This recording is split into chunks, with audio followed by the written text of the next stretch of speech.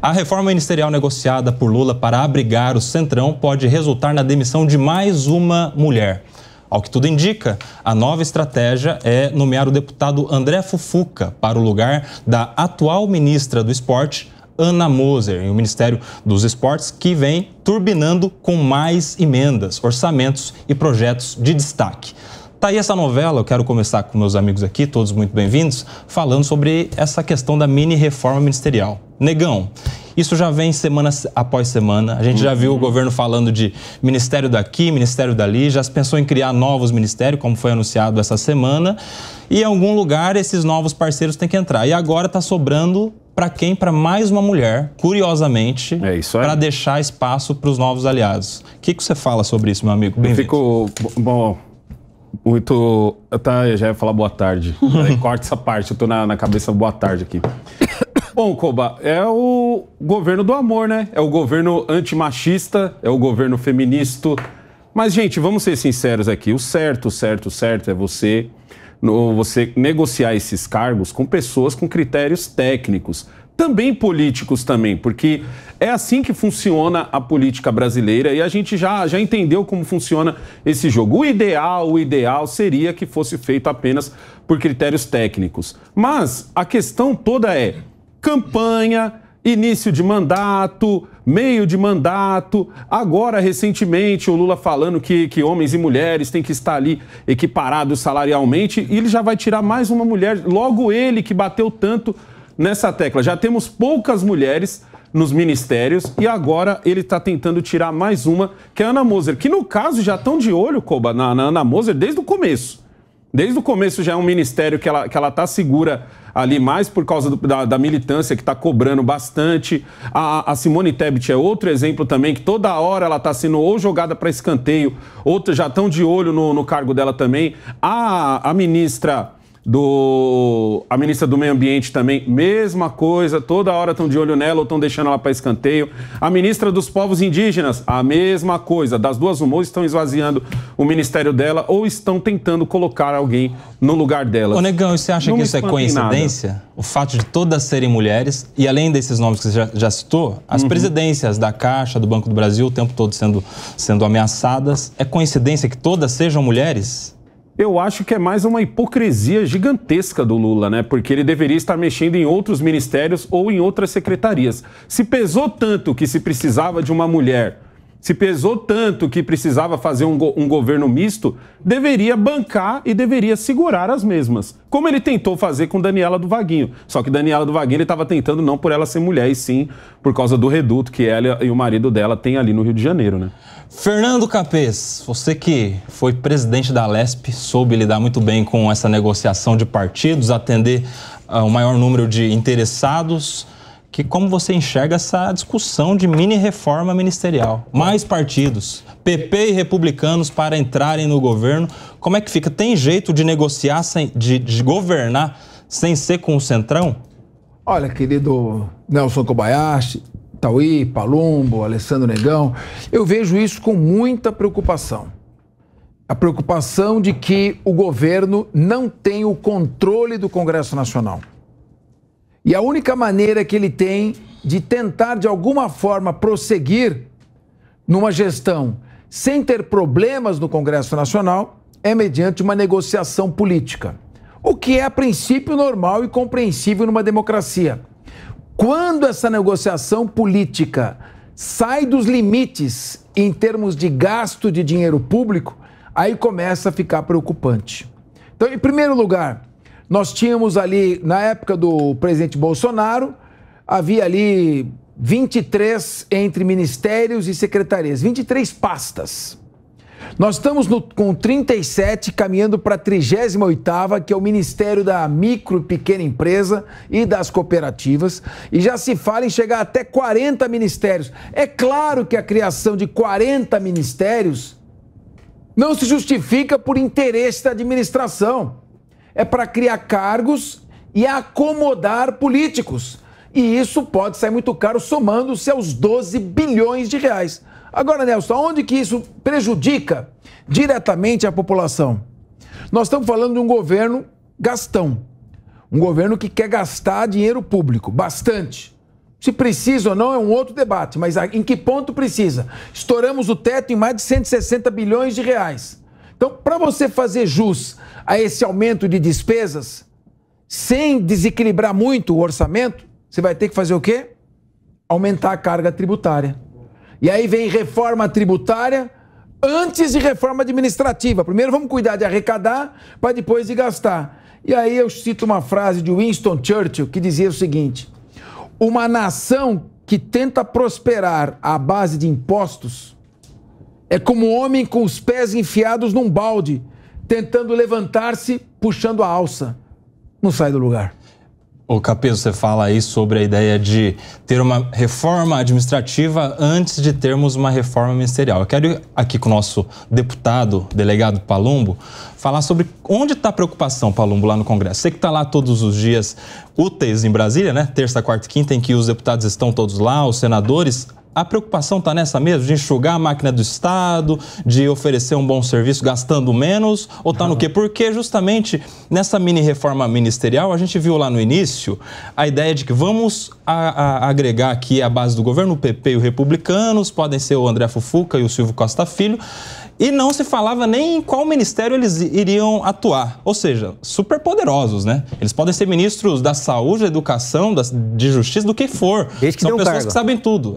A preocupação está nisso mesmo? Gastar menos e entregar Claro um bom que serviço? não, eu estou dando risada porque isso é utópico. A preocupação desse governo, como o Capês, o professor Capês falou, é acomodar os amigos dos amigos, porque ele não consegue governar. Eu venho falando isso reiteradamente. Quem manda neste país aqui não é o centro, não é a direita, não é a esquerda, não é o governo federal, é o centrão. É o centrão. E o centrão está faminto. Faminto. No mês passado aí foram quase 12 bilhões em emendas, sem critério nenhum. Os deputados aí jorrando nas suas bases, sem critério nenhum, não sabendo para onde vai, o que vai fazer com esse dinheiro, ninguém sabe, né? É misterioso isso, ninguém fica sabendo. E isso é absurdo. Se o governo fosse gastão, e ele é gastão, mas ajudasse a população, ajudasse o povo, eu me calaria. Mas não é isso que acontece. Aliás, ele não quer só gastar com os amigos dos amigos, criando novos ministérios. Ele quer gastar também mandando dinheiro para fora, que é absurdo. Enquanto o seu povo aqui está faminto, os seus parlamentares também estão famintos por emendas. Eles ficam lá, emenda. Pode jogar qualquer coisa no Congresso Nacional, qualquer projeto de lei. Se tiver emendas e não tiver um clamor público por trás, vai passar.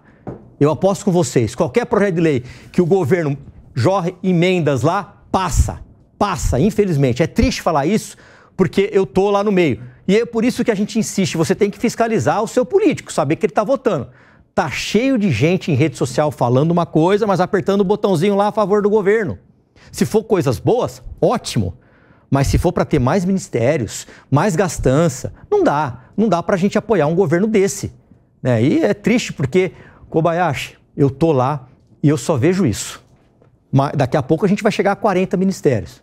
Não tem fim, mas o dinheiro uma hora vai acabar. E aí eu quero ver como é que ele vai governar. Vai ser um número simbólico, hein? 40. Eu queria chamar a atenção para um ponto. Nós temos aqui um deputado federal, virtuoso, trabalhador, operante, que já fez uma excelente carreira, brilhante carreira na polícia, está indo muito bem na política também. Com um depoimento importante. O que preocupa não é apenas o fato de estar havendo esse tipo de negociação política, ocupando cargos com pessoas políticas por uma conveniência. Ou seja, ministérios acomoda centrão. Esse é o objetivo dos ministérios. Agora, com esse tipo de negociação, mais o gasto de emendas parlamentares, além do gasto de dinheiro público, o que preocupa é se nós teremos um Congresso Nacional com poucos deputados votando de acordo com sua consciência, como o delegado Palumbo, e a maior parte do Congresso Nacional votando de acordo com os interesses partidários locais. Eu perguntei aqui, Palumbo, para um colega seu, o deputado Kim Kataguiri, dizendo o seguinte: você acha que o governo federal terá dificuldades para reverter privatizações, acabar com a autonomia do Banco Central, aprovar projetos que aumentam muito a despesa? Não vai ter dificuldade, considerando que temos um Congresso Nacional de perfil mais conservador, de direita? Ele disse: Capês, o perfil do Congresso Nacional é territorialista.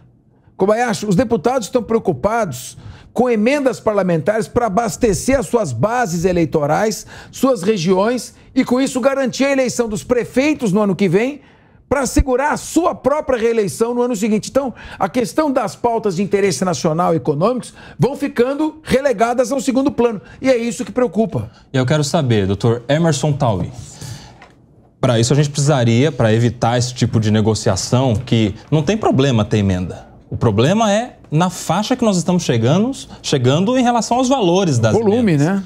Nesse ano nós estamos batendo a faixa dos bilhões. Emenda sempre houve, até um jeito do parlamentar participar do orçamento, fiscalizar mais de perto, até porque foi ele que destinou a emenda para determinada obra, determinada finalidade, sempre houve. Mas neste ano nós estamos batendo a faixa dos bilhões, em troca de apoio no Congresso. Só em julho teve recorde que foi 11 bilhões. E coincidentemente, só em julho, 11,8 bilhões. E coincidentemente, Negão, quero a opinião do Dr. Emerson Tauy, coincidentemente, esses bilhões saem em semanas decisivas de votações de interesse do Congresso Nacional. Coincidência, hein? Coincidência imensa. Doutor Emerson, para a gente ter um limite nos bilhões que são destinados às emendas, a gente precisaria de algum tipo de reforma, alguma trava constitucional. Mas como que faz isso se quem votaria essas reformas são os próprios beneficiados, os parlamentares? Tem jeito? É muito difícil. O sistema, ele criou uma forma autônoma de se autogerir, essa é a grande dificuldade que tem. Um governo que assume com 145 bilhões fora do teto do orçamento, você imagina como poderia ser essa aventura. Na verdade, é um governo que vive a sua teratologia administrativa de todas as maneiras, e aí a enxurrada de dinheiro público, desviado não, né? Colocado aí de uma forma totalmente sem o menor critério, sem qualificação, sem o menor pudor, essa é a grande verdade. E podemos dizer vários números, né? São 12 bilhões aí de reais por emendas parlamentares, que o Palumbo conhece muito bem, vive isso dia a dia. São 145 bilhões fora do teto orçamentário, ou seja, um cheque em branco, né? Nós temos aí 26 milhões só nas viagens do presidente da República fora do país. Nós temos agora, muita gente não sabe, ele já cogitou, inclusive já existem os preparativos, as documentações já foram providenciadas pela compra de uma nova aeronave presidencial, porque essa não atende às necessidades dele. Inclusive, eles não querem comprar uma nova, querem comprar uma usada e será comprada lá na Arábia por conta salvo o melhor juízo, de um sheik. Então, tudo isso com dinheiro público, né? E não tem o menor critério. Para vocês terem uma ideia, fizeram um comparativo de hoje, saiu na data de hoje, em que o ano passado, nesse mesmo período, o governo Jair Bolsonaro teve um superávit de 78 bilhões de reais. Em contrapartida, na contramão de direção, o presidente Lula teve 77 bilhões negativos, ou seja, um déficit.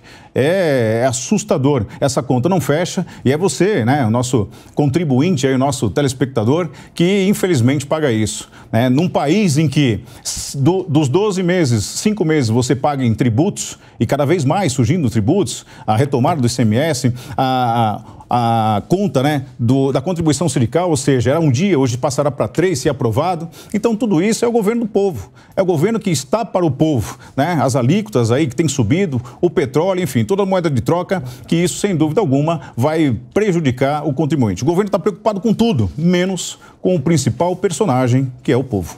Nelson Kobayashi, é como dizia o músico e, para mim, filósofo Silvio Brito, na sua famosa música Pare o Mundo que eu quero descer. Tá tudo errado. Tem que pagar para nascer, tem que pagar para viver, tem que pagar para morrer. E como estamos pagando? Vem imposto por aí. E nesse governo, Capês, vai ter que pagar para parar e vai ter que pagar para descer também com esse tanto de taxação.